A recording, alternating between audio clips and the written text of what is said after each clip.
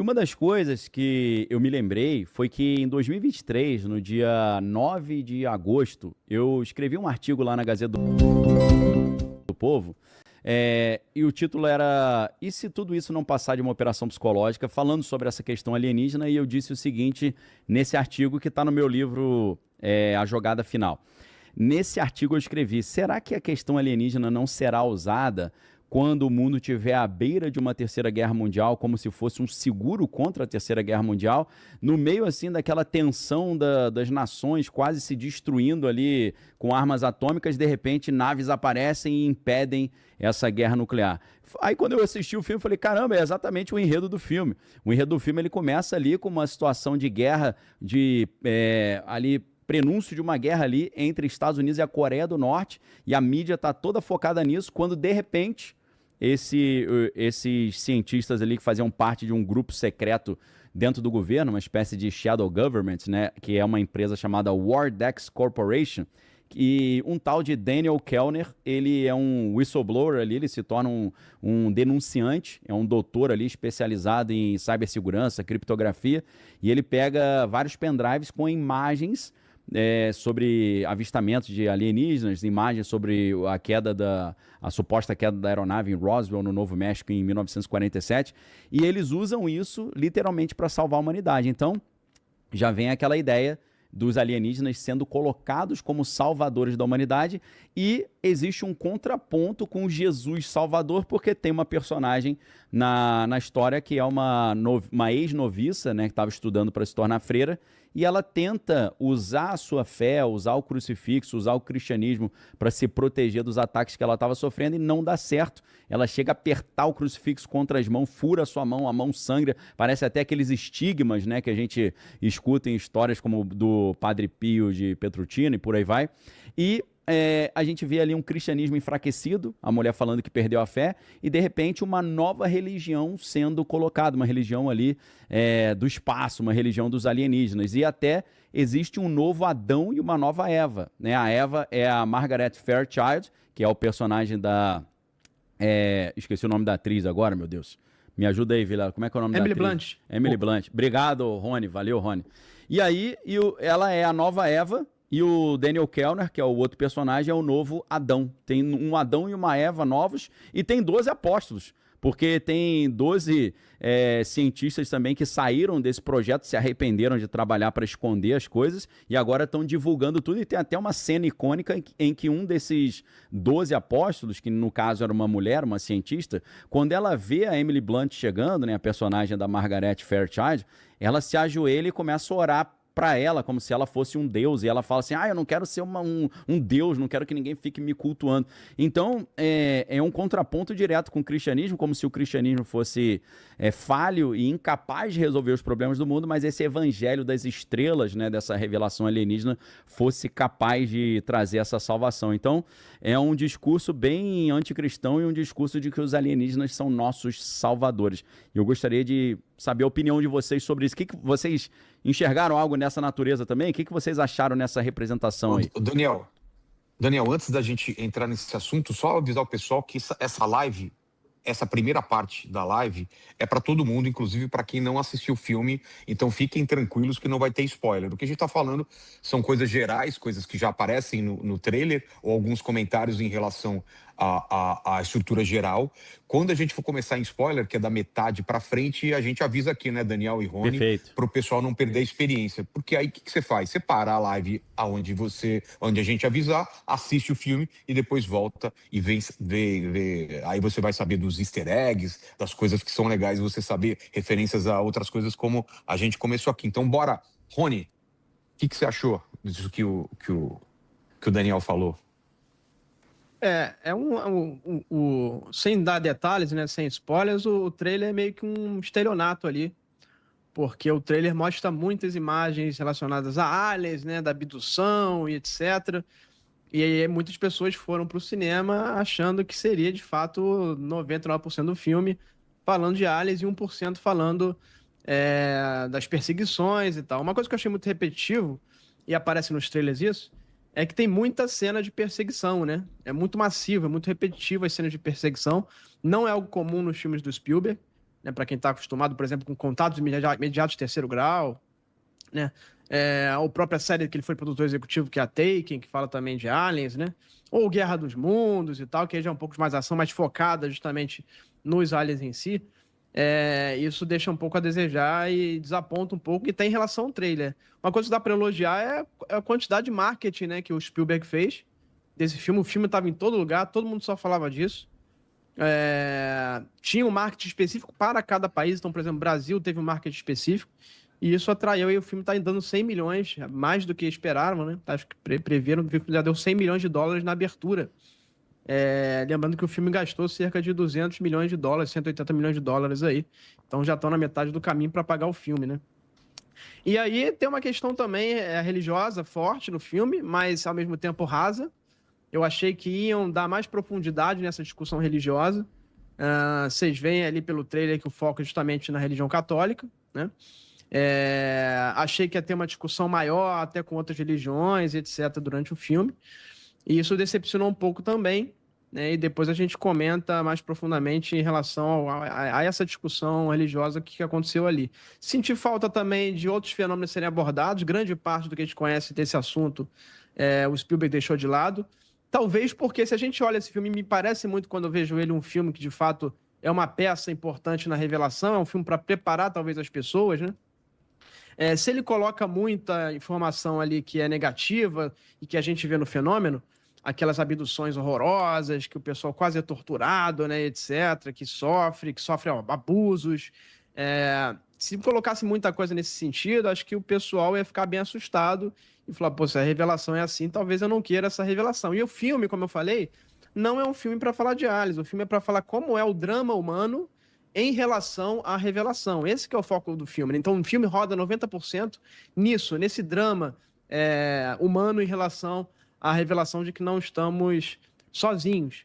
E esse é um dos pontos que as pessoas podem ter ficado um pouco decepcionadas no cinema. Algumas aí, depois de falar nisso, algumas até dormiram, né? E depois a gente vai poder comentar um pouco sobre isso aí. Rony, você está falando com uma pessoa que aconteceu exatamente isso, cara. Ele tá dando indireta. Tá dando indireta. Ele deu indireta.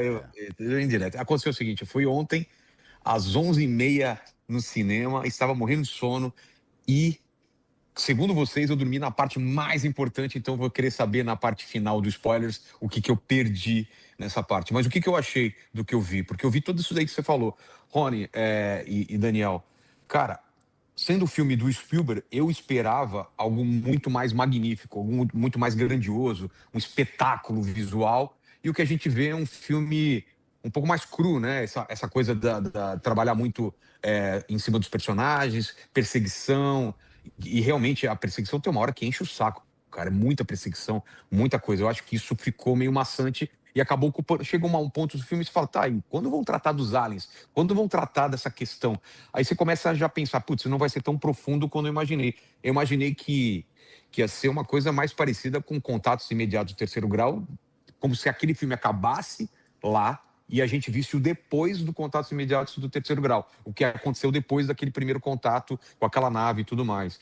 Ou então no filme A Chegada, que o filme todo é sobre essa questão de quem vai falar com os alienígenas, como a gente resolve a questão da linguagem, quem são esses caras, por que eles apareceram, e não foi para essa linha. Eu acho que, claro, é uma opção do Spielberg, mas o trailer realmente engana a gente achando que é sobre os aliens, é sobre esse primeiro contato, sobre a revelação, e fica meio apressado, fica tudo pro final, que é a parte que eu acordei e que realmente falei, nossa, agora o filme ficou interessante, aí acaba o filme. Não é isso, Daniel?